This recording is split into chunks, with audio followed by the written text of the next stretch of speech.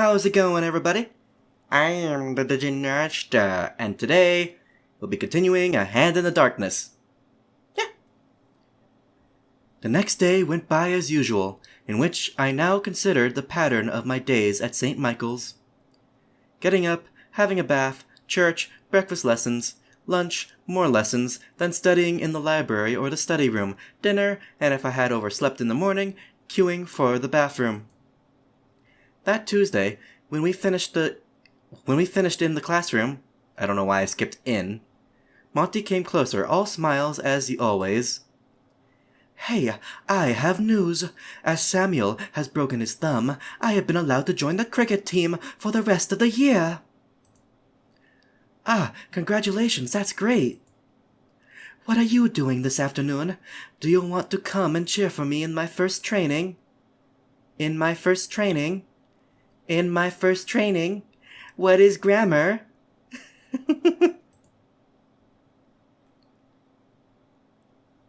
Monty is obviously best husbando. Of course, sure. Rick and I will support you. His smile faltered, but I barely noticed, too busy calling Rick and telling him the good news. He wants alone time with us. Goddamn dense motherfucker. Even I mean, he says he missed it, but he's the one narrating everything. Ah, that's fantastic, Monty. I had planned to revise history, but well, today is a special day, isn't it? Let's go together to your cricket training. Monty smiled happily once more, so the three of us headed to our bedroom, where we left our books and Monty changed into his brand new cricket uniform. Did we get to see a CG of it? No? Okay. I just like uniforms. The cricket team was already gathering around their captain when we arrived to the pitch. They waved to Monty, who trotted happily to meet them, and Rick and I smiled to each other and sat down on the dirt ground to watch the training. The captain seemed to be addressing the other boys, a long talk that we wouldn't properly hear from our spot. So I started to ask Rick about his family and his town. Okay, so I either way, I end up hearing about Rick? Okay. That's nice. We usually didn't discuss about anything that wasn't class related, and Rick was very private when we were in a group. So to be honest, I was curious about his background. He seemed to be opening up to me at last, and that small fact made me really happy. After a while, we were engrossed in our conversation, sharing stories from our childhood and chuckling. So engrossed, in fact, that we were almost ignoring the training. How could you do that to Monty? Rick pulled suddenly a face and turned serious. Ah, sorry, we are supposed to be watching the training. Let's do that now, okay? I blinked and followed his glance. My eyes found a green glare directed at us. Oh. Monty was obviously angry. Perhaps we had missed a score? Sheesh. Monty invited you because he wants your attention. Because he likes you.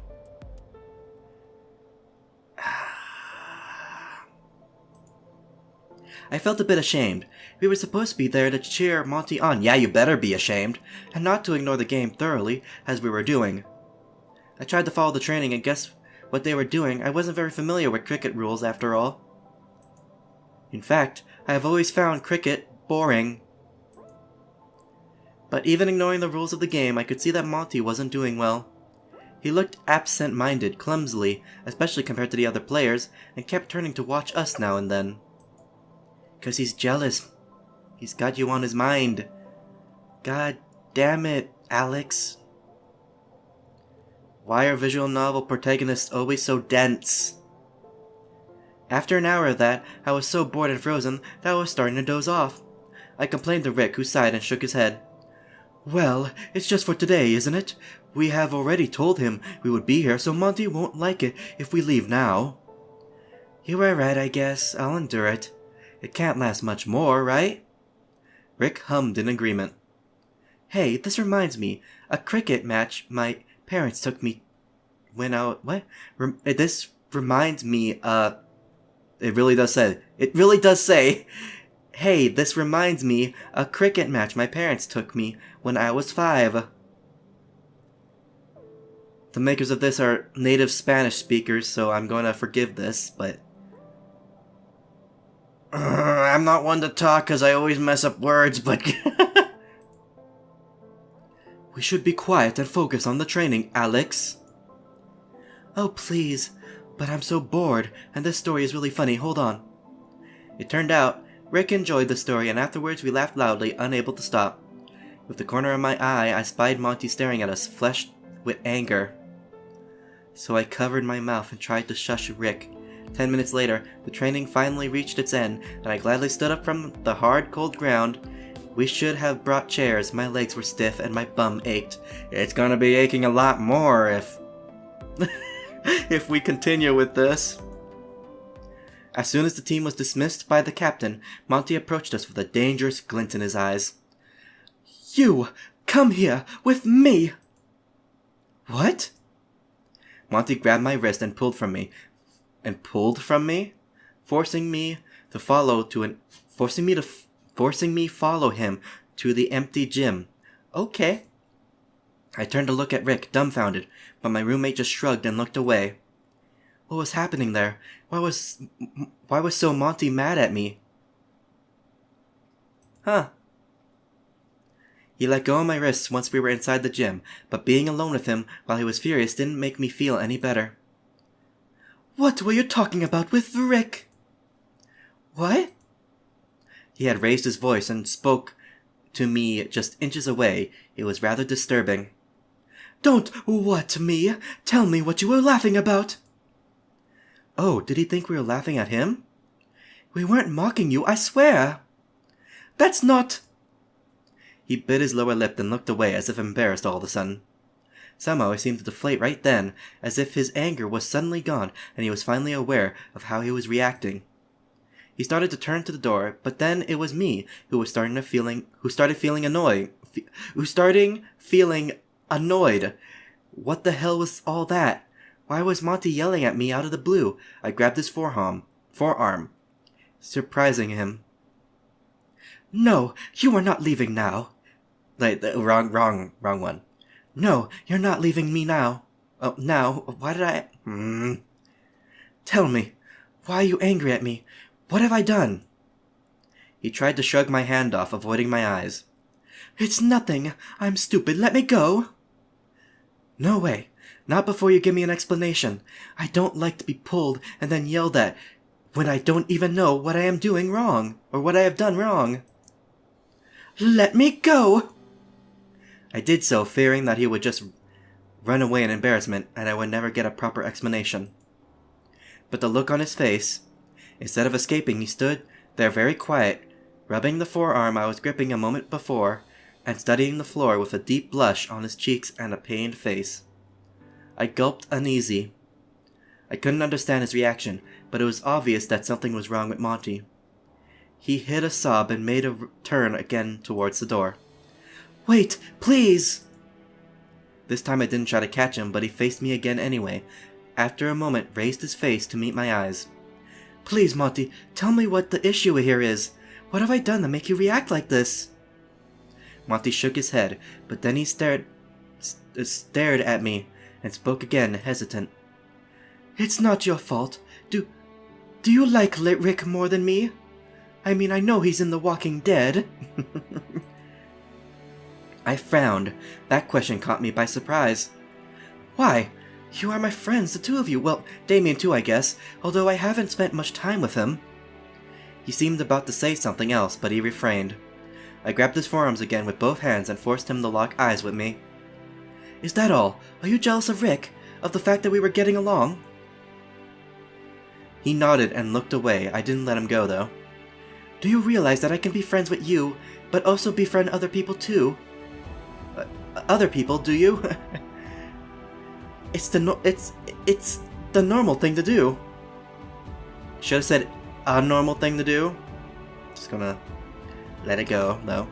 I don't get why you are reacting like this. His face was strained when he replied. I know that. I know perfectly well. that my reaction is out of place, but I can't help it, okay? I can't help feeling this way about you. Yes! What was he rambling about? My head was clogged in confusion. I don't see you as just a classmate or a friend. I just can't. Just spill it out. What? Hold on, Monty. Damien only took my first kiss. Oh! He leaned forward, gripped the label of my school jacket, and joined our lips in a kiss. Oh. Realization landed on me at last, and everything was made clear. It seems I had misread the situation from the start. I understood right then this dedication and his kindness since the day we met, his patience, and the way he smiled at me every day. I looked back in class and saw he was watching me. I had to add the was because saw he watching me. I tried not to think about all the times he had helped me to dress and undress while my ankle was injured. No, go ahead, think about it. Let the Yahweh flow through you. Finally, a CG. Though there was probably a CG with the Damien scene, but for some reason I didn't get to see it. So there's something in my teeth. The kiss was sweet and superficial, nothing to do with the invasion of my privacy that Damien's one had felt, and it was over before I could finish processing my thoughts. Afterwards, Monty stared at me with an expecting face. Well? I don't know what to say. He didn't seem disappointed, though. I am happy you're not punching me, at least. Was it very disgusting? I shook my head. Not disgusting at all. Confusing? Hell yes. I don't think that's what people would say at this time. Or by the devil, yes? I don't know. He smiled shyly, a light blush spreading through his cheeks and neck. I decided I liked the face way more than his angry face. I know you weren't expecting it, but I am glad I was to be your first kiss. Oh. Damien's kiss and the awkward situation of the previous evening crossed my mind. Right. Then? He took my hands, which had dropped to my sides, and caressed them with his thumbs. How can I ask... Oh, how... Can I ask how do you feel about me? How indeed, good question. I tried to put my confused thoughts into words. I think that I need time to think about this. All of this. It's so very un-Christian. Yes, that's the realistic response that would happen. At the time. He let go of my hands and stepped back, embarrassed. Sure, of course. I don't want to coerce you at all. I'm just glad I finally told you. He addressed me an awkward smile, which I returned. Is it okay if we are just friends? His smile flattered a bit, but he forced it back. Of course I hope you don't tell anyone, though. Don't worry about that, I won't. He nodded, relieved. We should come back to our bedroom. I need a bath. And urgently. Why'd I suddenly add the British accent when I've been talking light whatever? I bit my lower lip, embarrassed. Was it right for me to do that kind of teasing jokes now? Luckily, Monty just raised an arm and pretended to smell his armpit, pulling a face. Oh my, it's worse than I thought. Come on, let's go before we meet any of the teachers and scold me for stinking like a skunk. I think I missed a word there, but okay. And we left for the dorm, smiling and feeling slightly less uncomfortable. If I thought the next days would be strange after Monty's confession, well, I was right, of course. Monty did his best to pretend nothing out of the ordinary happened, but now, every time I caught him glancing at me from his desk in the classroom, I knew perfectly well the kind of thoughts that went through his mind. What kind of thoughts? It still made me feel puzzled. When we were together with Rick or Damien, though, everything was fine, and I could forget Monty felt anything for me, apart from the kind fondness one gets with friends. I tried not to overthink about it when I was alone at night, on my bed, or while spacing out in the study room, but the thought always ended nagging me. Or ended up, you mean? I realized there are things that, once said, are impossible to ignore. It's no use. Our Alice is in Wonderland again. I came back from my reverie. The dining hall, usual loud noises of clattering cutlery, plates, and hundreds of people chattering at the same time made me realize I had really spaced out. Monty, Rick, and Damien chuckled at my surprised face. What had Monty just said? Was he talking about me? So, Monty was right. You weren't listening. Good to know. I shouldn't have bothered in asking that maid about our suspect What? I shouldn't have bothered asking that maid about our suspect again. Hold on. Sorry, I'm really sorry. What were you saying? Now I'm confusing Alex with Monty again. Blushing angrily, I focused on Damien's amused face. I said, last night I met her in the kitchen again, and I took the chance to approach her and talk with her for a short while. Well, I should better say talk to her, because she's not really the talkative type, but even so. Did you find out anything about the Mark guy? Oh yes. He leaned forward on the table and offered me a Cheshire Cat smile. Mark left the school the morning after we asked about him, without any explanation. He just vanished. Rick frowned. But he was ill, isn't it? Isn't it? Perhaps his condition worsened, and he preferred to come back with his family, so they took care of him. I hope you did not see that fly that just flew across my screen for some reason. It could be the case, yes. I must concede that. But the way he did it was very suspicious. All the servants are talking about it. I don't even know what I'm doing anymore. He didn't fetch for the doctor in town while he was sick. Nobody saw him leaving. Not to mention, doing it so suddenly right after we asked about him. I don't even think I'm doing the right voice. Should be more Kaiba-y. What do you think, then? It can be a coincidence, isn't it? Damien leaned back on his chair again with a satisfied grin. You can believe what you want, of course, but remember I told you that maid was lying. I think this confirms my suspicions. We hummed, thoughtful. I didn't like that at all. Damien made it look like a huge conspiracy about me, and honestly, that didn't make any sense. Why would anyone want to hurt me? What for? I glanced at Monty, suddenly remembering his furious face of the other day at the gym. It was the only time that someone had been so angry with me in years. Not even my parents or my siblings scolded me like that since I was a kid. But Monty wouldn't ask someone to hurt me, would he? Not with the way he felt about me. There was so much concern in Monty's face right then that I felt ashamed of my doubts. How could I even consider that? None of my friends would ever think of hurting me, but especially not Monty. I was tempted of reaching for his hand and holding it, just to comfort him. I wanted that worried crease between his eyebrows gone. It didn't belong there. But of course I refrained. We were in the dining hall and in front of our friends.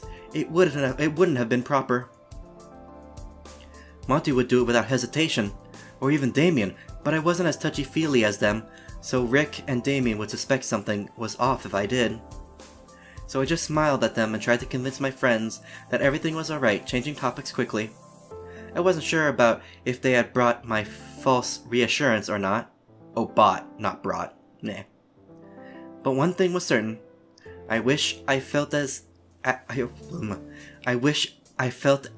ease as I pretended. However, things had a way of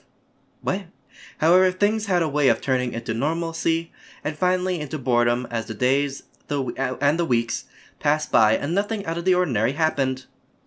I was busy either way. We were taking our midterms tests and I was still struggling in almost all of our subjects. Monty pulled a face every time Rick and I headed to the study room without him, the days he had a cricket practice and couldn't join us, but as much as I didn't want to hurt him or make him angry, I couldn't pass the chance of having Rick explaining patiently to me every exercise. I really needed his help, or I was going to fail miserably. And how was I to face my parents if I didn't achieve decent grades at the end of the year? That thought gave me shivers and led me on during my long, boring hours at the study room. I had been locked in the study room for hours and my head ached. Rick suggested me to take a break and relax for a while when he noticed I couldn't understand a single math formula anymore. A single mass formula more? What? I think you missed the... What do you call it? The thing? It's like a comma, but it goes above the word. I don't know. No matter how many times he tried to explain. Well, I'm great at reading, aren't I? In my bedroom, Damien was hanging out with some classmates, and I wasn't in the mood of joining them, so I decided to stroll. A stroll would be the best option right then. It had started to rain while I was in the study room, and the view from the windows was windy and already dark despite the hour. We were already in the middle of autumn, and the days were shorter every day.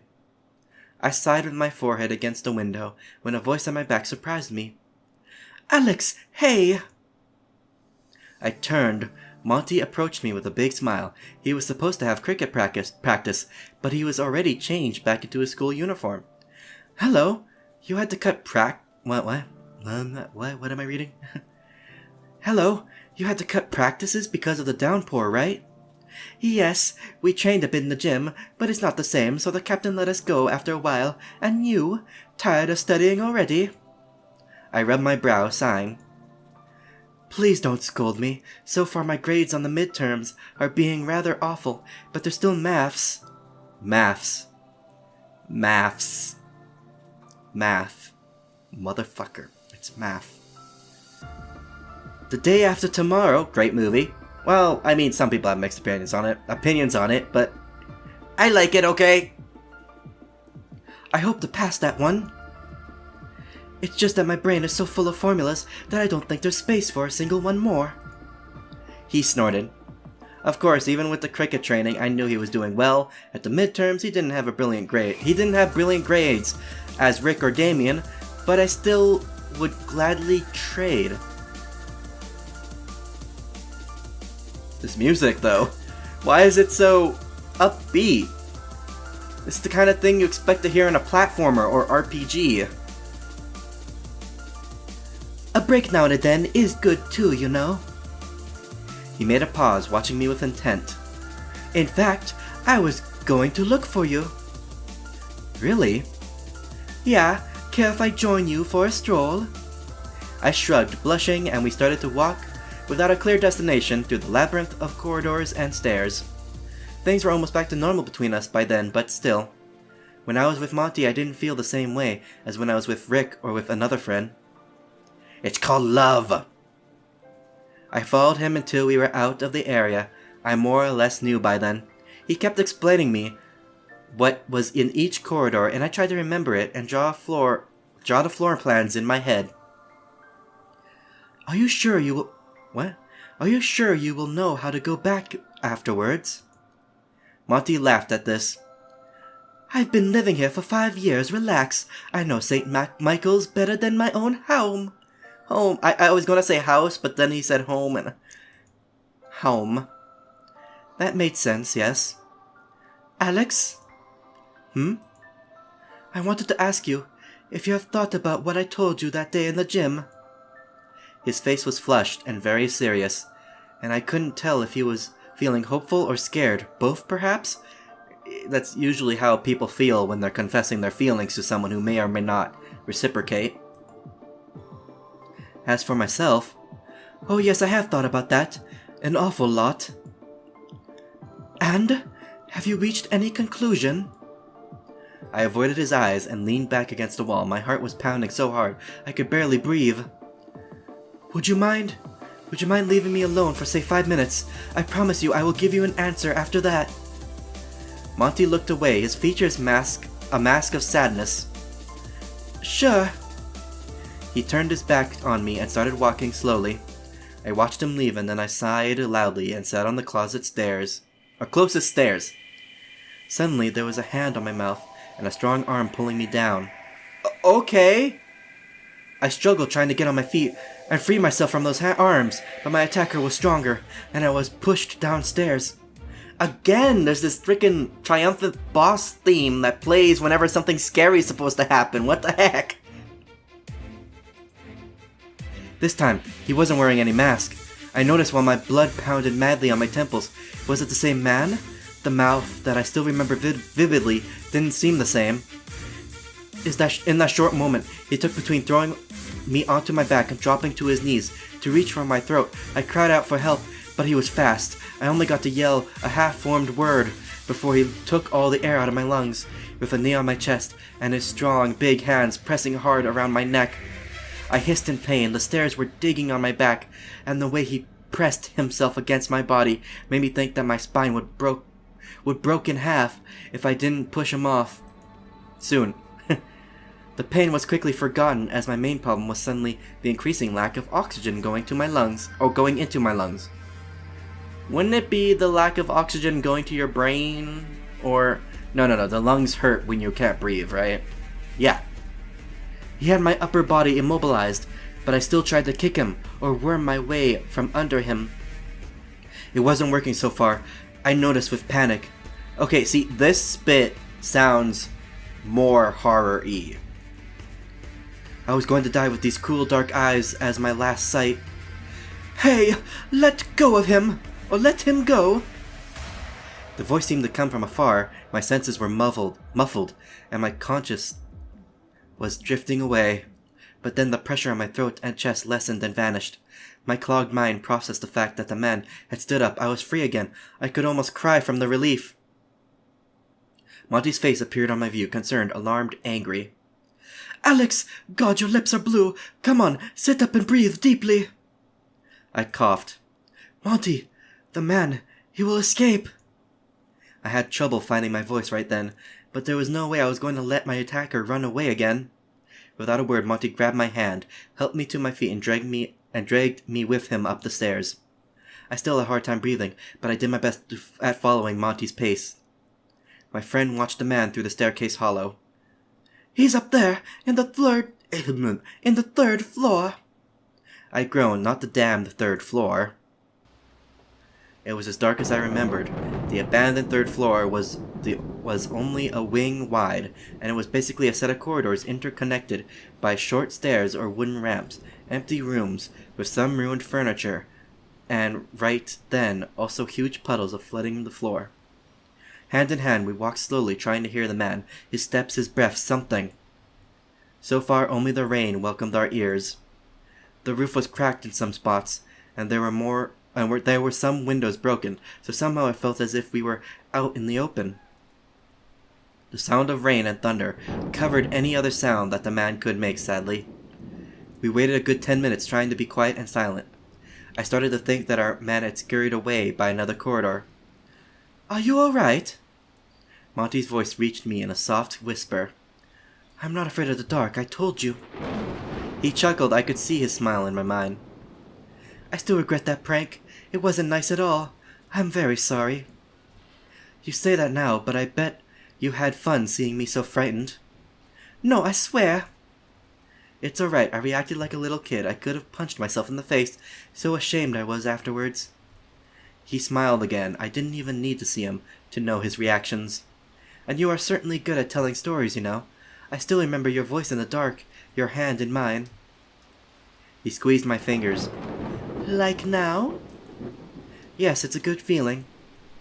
I leaned in, following the direction of his voice, and found his lips easily, eliciting a gasp. I reached for his face with my free hand and stroked his cheek and his hair. Okay, so we're on the look for someone who tried to kill us, but we find time to make out with our... Alright. The two of us opened our mouths at the same time, eager for more, and our tongues met and played with each other. Oh, okay, we're getting nice and steamy. I licked the corners of his mouth, feeling daring for once in my life, before he came back for more and engulfed my whole mouth with his. His warmth shrouded me like a cape, and it was a really pleasant feeling. Am I the only one who hears thumping? I hear thumping, y'all. And right then we noticed a sudden air movements at our back, making us jump in surprise and let go of each other. We rushed to follow our lead, but when we reached the staircase we couldn't see anybody. Our man should be here, running downstairs. Where is he? I shook my head, frowning in frustration. Perhaps there's another door, another exit we don't know about. We should come back with daylight and explore this floor further. Monty took my hand again and came closer with a shy smile dancing on his lips. Does this mean... I smiled widely at him, blushing a little. Yes, the answer is yes. He hugged me tightly and laughed in my ear. I chuckled too, suddenly relieved despite the recent events. Our mouths sought each other's and we kissed again for a while. I felt completely happy. At least, I thought, one of my main concerns was solved right then. Meh. After that near-death experience, all I wanted was feeling alive, and Monty's kisses were so sweet, it felt as good as being by his side. I was glad to have made up my mind. That was the right choice. Okay, well, there's still more, so let's keep going. We updated our roommates about the events of the evening during dinner time. Well, not about all the events, of course. They were horrified about the attack and started speaking at the same time. You see how it wasn't any damn coincidence? I was right. I'll reread that. You see how it wasn't any damn coincidence? I was right. They have dared to attack you again and inside the building, and without a mask. Yes, this time I got to see his face, although I think it's not the same man as last time. Or that last... what? Damien frowned, thoughtful. Does it mean there's a group of people trying to finish you, and that they can enter the building when they see fit? Well, perhaps they just want to frighten me and make me leave the school, but that doesn't make sense either, right? Frighten you? With a butcher's knife? Alex, they are really trying to kill you! And why exactly are we sitting in a dining hall having dinner instead of being at the police station in town? Rick is correct. I felt uncomfortable, but I knew I owed them an explanation. If I do that, the first thing my parents will do would be forcing me to go back home. So? It's the normal thing to do. I don't think I would stay here if someone was planning a murder on me. I think I get it. We all looked at Rick. I felt rather stupid trying to explain myself. It all sounded as a spoiled brat reasoning to my ears. And I was afraid my new friends would mock me or even get angry at me when I told them. Alex wants to stay at St. Michael's no matter what. Going back now would be admitting defeat, right? I nodded, relieved. I couldn't believe he understood me so well. Alex, I would be really sad if you had to go back to your village, but your safety should be first. I smiled fondly at him. But do you understand that I'd rather stay here until the end of the year, with you guys? He nodded and smiled back at me. I really wanted to kiss him right then and there. Damien made us come back to reality with a dramatic sigh, leaning back on his chair and studying me through squinted eyes. So, little bird, what would you suggest it would be the best course of action now? That was not English. I fisted my hands and tried to sound as determined as I felt. I want to gather evidence about those men. I won't go to the police empty-handed. I want to show my parents that I can take care of myself, with a little help, of course. I studied their faces in a tacit request of help, and the three of them nodded, Monty and Rick eagerly, Damien after a moment somewhat hesitant. The first thing is avoiding... what? I'm sorry, my nose is really bugging me right now. The first thing is avoiding being on your own. With the 3 times they have attacked you, it was when you were wandering alone. That's right! No more strolls on your own, please. We will be with you at all time. Until all this is solved, I don't like it, but I guess it can't be helped. I'm almost all the time doing things with you guys anyway. That clashed with my desire of feeling independent and grown up. But I would have to give up some freedom if I wanted this to work, so I shrugged and smiled at them. Damien, do you know if there's any additional exit in the 3rd floor, one apart from the main stairs? He shook his head at once. Not that I know. No. The corridors go more or less in a circle, and then there's a landing, and the stairs. You can't go up there any other way. I bit my lower lip, thinking, I want to go there tomorrow after the lessons, when there's still daylight, and try to find how the attacker managed to vanish without using the main stairs. Good idea. But Alex, the math exams is the day after tomorrow. You should spend the afternoon revising. I know, I'll try to do it quickly. It shouldn't take me the whole afternoon. It probably will. Then it's decided. We go up there after class. Oh, I forgot to do the whole deep thing. Whatever. Hold on, it's not necessary It's not necessary that the four of us go there to take a look. Alex and I will be enough, right, Alex? I blinked, surprised. That's true. We will meet later at the study room, Rick. Damien hummed and crossed his arms, but said nothing. Alright, well, I'm gonna leave this here. Leave a like if you enjoyed, subscribe if you want to see more, and I'll see you in the next video. Bye-bye!